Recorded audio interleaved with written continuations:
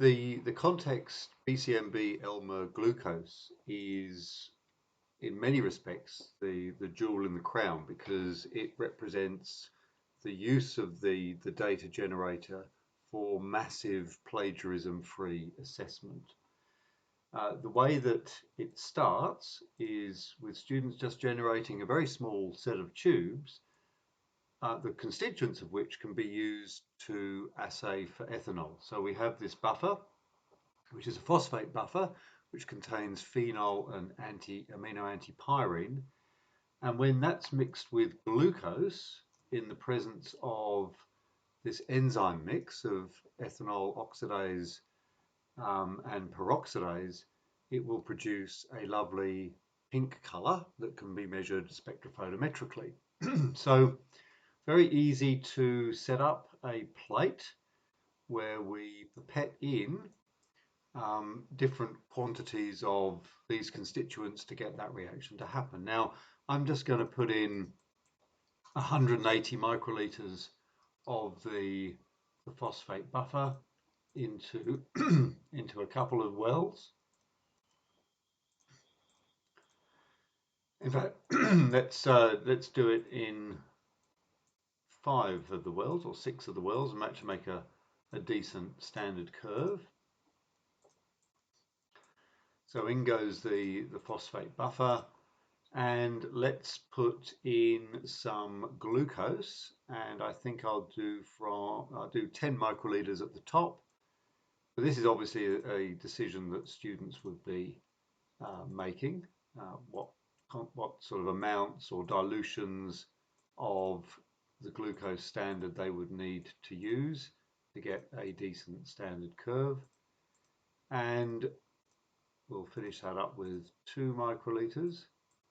Probably should have changed the pipette halfway through. Now, no reaction happening at the moment because there's no enzyme in there. So let's put in like 20 microliters of enzyme, or 18, I might as well. And let's do that and start the clock. And that will now set that reaction going. We should start to see some pink color developing in those tubes if I've remembered to add everything correctly. Now it does take a little while for the, do this properly. It does take a little while for the color to develop, about 20 or about 40 minutes for it to go to completion.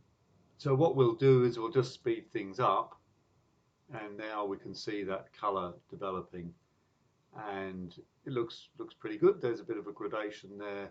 Reaction's been going for 15 minutes. I think we're probably okay to start measuring the color. Can't remember the absorbent, the wavelength we need to do it at. I think it might be about 560 or something. No, it would be, yeah, let's try 500. And so let's check the absorbance, and probably we should have mixed that first, but we've got a reasonable gradation in absorbance there. So I don't know that I've chosen the right wavelength there. If we change the wavelength a bit, then it's going to change those absorbances, as you might imagine. Now, what the student is now faced with is a puzzle, because they're now given a set of tubes, each of which contains the sample of centrifuged plasma from people that have been accused of drink driving. And so there's 10 samples to assay here. And actually, if we just take a look at them, you can see that one of the little puzzles the students have got to nut their way through is the fact that the samples actually have a little bit of a tinge of red in them in some cases. And that's because of the hemolysis of the blood that might have occurred during the preparation of the sample. So on the one hand, they've got to work out what amount or what dilution of these samples they're going to take to try and get values that lie on this standard curve. And on the other hand, they have to formulate strategies for dealing with absorbances that are not going to start at zero because they already have a slight pink tinge. So there's a lot for the students to work out, a lot of planning. Uh, then there's the execution, of course, of actually doing the dilutions, doing the additions, doing the right number of replicates to get robust answers. So they have to plot the standard curve. They have to go all through all that process. Um, and then, of course, what they're going to have are results that they can submit to the computer. Now, I will just show one really good thing that one of the students did. Well, in fact, a few students did this type of thing. They were so well planned that they actually had a check sheet so that as they were doing the additions of each of the components to a plate, they were ticking them off as they went through on that sheet. So really good sort of experimental practice, really good benchcraft.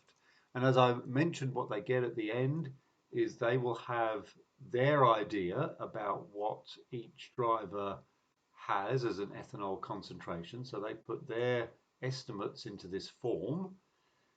The the database, the Unity deployment links to a database which actually records what each driver has got for each run. So then we're able to put that together and actually computer mark the work and actually generate an accuracy mark with some little tweaks for whether or not the sample was difficult or easy to assess.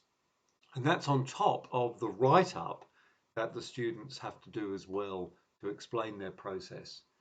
So this is really an amazing thing, completely plagiarism-free assignment. Matt, Clemson and Alice Huang have run this in this course now for 2 years, 800 or more students every single time. So well over 1,500, actually approaching 2,000 students have been through this process. And really fantastic discrimination between the students. Those who do the planning, disciplined with the execution, get brilliant results, have lots and lots of really interesting things to write up. A lot of them actually start testing the limits of the simulation by using crazy volumes and things in sort of methodological experiments that they do even before they attack the actual task itself.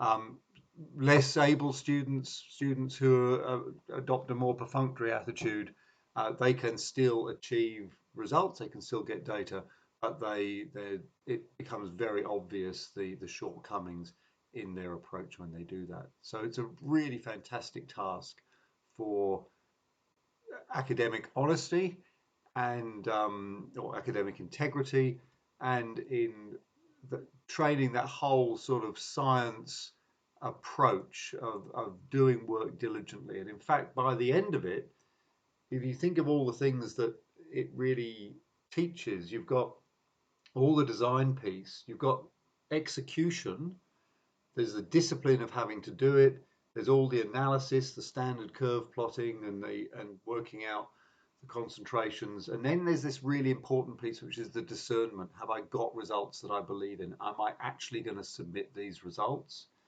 And then integrity, absolutely undisputable. Everybody gets a completely different set of samples. And of course, you can integrate all of this really nicely with an e-notebook and get beautiful uh, notebook sort of training into the piece as well. So this really encapsulates everything that is fantastic about the data generator, and it can be applied to any of the contexts, of course, because we're always able to generate a completely different set of things for each individual student.